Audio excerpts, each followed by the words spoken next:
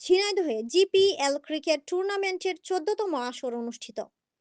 মাদককে না বলি, খেলাধুলাকে আঁকড়ে ধরি, এই স্লোগানকে বুকে ধারণ করে ঝিনাইদহ সদর উপজেলার গোপীনাথপুর গ্রামে অনুষ্ঠিত হয়ে গেল গোপীনাথপুর প্রিমিয়ার লিগ জিপিএল এর 14তম ক্রিকেট টুর্নামেন্টের আসর।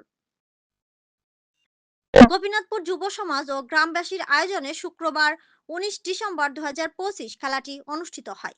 জিপিএল ক্রিকেট টুর্নামেন্টের শুরুতেই ইনকিলাব মঞ্চের মুখপাত্র শহীদ শরীফ ওসমান হাদির আত্মার মাগফেরাত কামনায় দোয়া করা হয়। ক্রিকেট টুর্নামেন্টে মোট 4টি দল অংশগ্রহণ করেন। এসএস স্টার একাদশ, জুনিয়র কিংস একাদশ, ডাইনামিক একাদশ, কিলার একাদশ।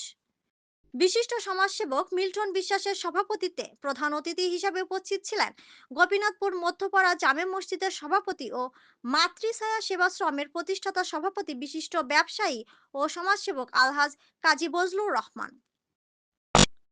নকআউট পর্বের খেলায় বিজয়ী হন এসএস স্টার। বিজয়ী ও রানার্স আপদের হাতে পুরস্কার তুলে দেন প্রধান অতিথি আলহাজ কাজী বজলুর রহমান।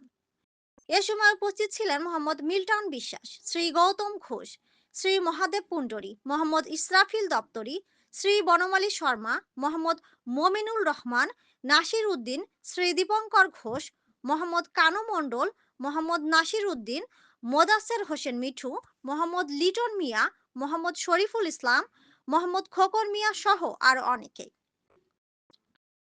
খেলা শেষে Gopinathpur premier league GPL cricket টুর্নামেন্টের প্রধান অতিথি আলহাজ কাজী বজলুর রহমান বলেন, খেলাধুলা বেশি বেশি করলে শরীর মন যেমন ভালো থাকে, তেমনি যুব সমাজ মাদক মুক্ত থাকবে। তিনি আরো বলেন, পড়াশোনার পাশাপাশি প্রতিনিয়ত খেলাধুলা করতে যে সরঞ্জাদি প্রয়োজন হয় তা আমি ক্রয় করে দেব। 3 ওভার শেষ, রান সংখ্যা 31, দলীয় রান সংখ্যা 31, 3 ওভারে 31।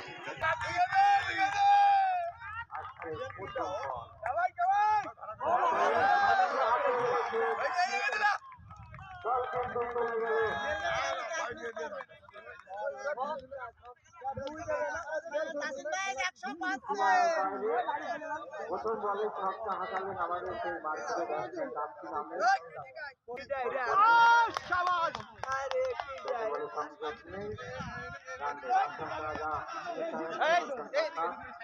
প্রথম ওভারে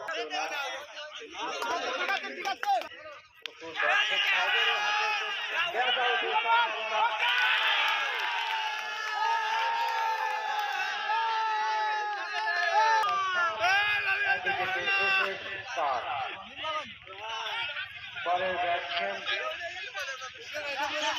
রনি, পরের ব্যাটসম্যান রনি একটা দুর্ধর্ষ ব্যাটসম্যান, দেখা যাক খেলা দেখতে